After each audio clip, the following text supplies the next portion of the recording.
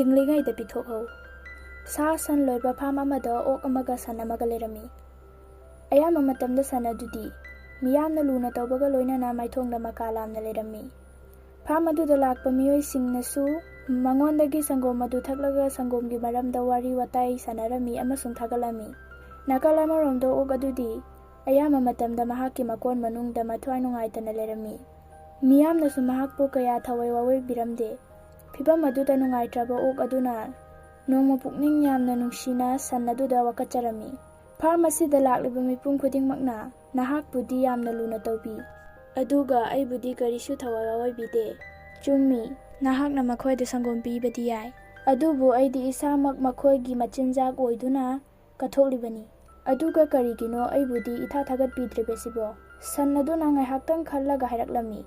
Miyamna aibu henna thagatnaribagi maramsi aina hinglingeida pithokpa aduga nahakna siraba kandata pibana oibatai.